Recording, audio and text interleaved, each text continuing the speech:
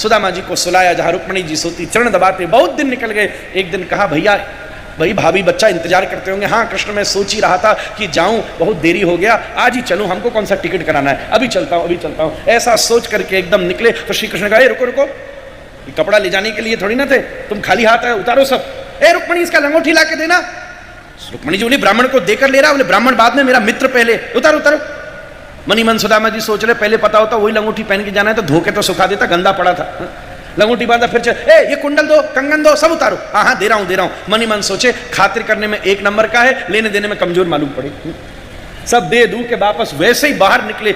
जैसे ही बाहर निकले पूरी द्वारिका चरणों में गिर पड़ी। भाई आज तक हमने ऐसा महात्मा नहीं देखा। बड़े बड़े देखे जो लंगोटी बांध कर आए थे, पर जाते समय ट्रकों माल भर करके ले गए, पर यह पहला महात्मा देखा जो उसी लंगोटी में आया और द्वारिकाधीश से मिलने के बाद भी उसी लंगोटी में वापस जा रहा है। जय हो तेरी जय हो। सुदामा की आंखें भीग गई। कृष्ण एक दुपट्टा भी दे देते तो उसके बदले में ये यश प्राप्त नहीं होता। कृष्ण सब देते हैं और इज्जत के साथ देते हैं। हम जब उनको देता है तो सब उनका इज्जत उतार लेता था।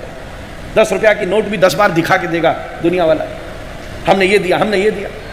सुदामा जी पहुंचे अपना गांव में। पूरा गांव का स्थिति बदला हुआ था। सब तरफ सुदामा ही सुदामा छा रहा था। सुदामा नगर, सुदामा स्थान, सुदामा बगीचा।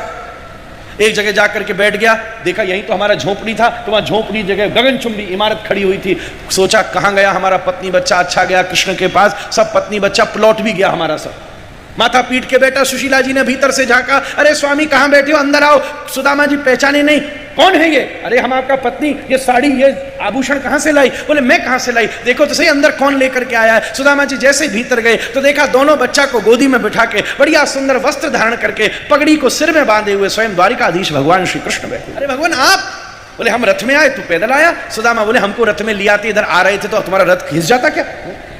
कृष्ण बोले हमने जानबूझ के नहीं बिठाया। क्यों? बोले अर्थाभिमानियों को वाहन पर ही चलना चाहिए, क्योंकि जब अर्थाभिमानी चलता है तो धरती दुखी होती है, पर हे संत जब तू पैदल चलता है ना तो धरती दुखी नहीं तीर्थ बन जाती है, इसलिए तुझे चल। सुदामा जी बोले मैं ये सब लेने नहीं गया था, केवल आपका कृपा लेने गया था। सुशीला बच्चा इसको ले, हम तो भजन करने में ही मस्त है, हमको ये सब नहीं चाहिए।